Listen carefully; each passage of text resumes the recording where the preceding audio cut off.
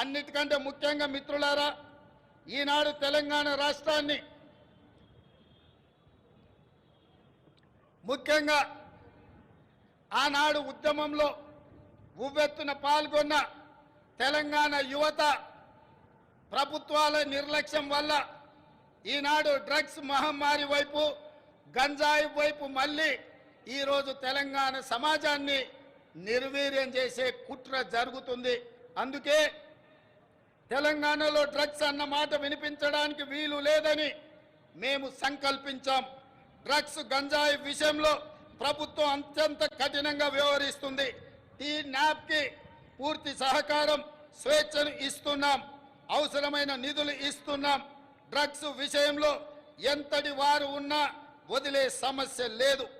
ఈ విషయంలో వ్యక్తిగతంగా నేను చాలా పట్టుదలతో ఉన్నాను. మన భవిష్యత్తు, యువత భవిష్యత్తుకు సంబంధించిన ఈ అంశం అందుకే ఉక్కు పాదంతో అణిచివేయాలని మా ప్రభుత్వం సంకల్పించింది. డ్రగ్స్ ఫ్రీ తెలంగాణ ప్రభుత్వ పరంగానే కాదు, వ్యక్తిగతంగా నేను ఎంతో ప్రాధాన్యతను ఇస్తున్నాను. అదేవిధంగా మిత్రులారా, ప్రజాపాలన ప్రజల వద్దకు చేర్చాలన్నది మా ఆలోచన.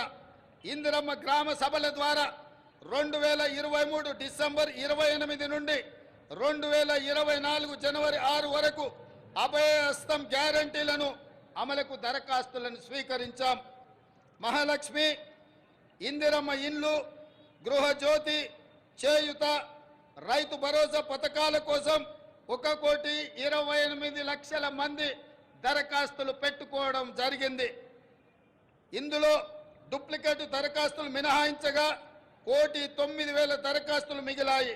ఈ దరఖాస్తులను కంప్యూటరీకరించి ఈ సమస్యలన్నిటిని కూడా పరిష్కరించి తెలంగాణ రాష్ట్రంలో పేద ప్రజలందరికీ సంక్షేమ పథకాలను అందుబాటులోకి తీసుకురావాలని నా మంత్రివర్గం ఉక్కు సంకల్పంతో ఈరోజు పనిచేస్తుంది. అదేవిధంగా మిత్రులారా, అధికారంలో వచ్చిన 48 గంటల్లోనే 2 గ్యారంటీల అమలుకు శ్రీకారం చుట్టాం. ఆడబిడ్డలకు ఉచిత బస్సు ప్రయాణ సౌకర్యాన్ని కల్పించాం. పైసా ఖర్చు లేకుండా రాష్ట్రంలో ఎక్కడికైనా ఉచితంగా వెళ్లే అవకాశం మహిళలకు, మా సోదరి మనులకు ఈ పథకం ఉపయోగపడుతుంది.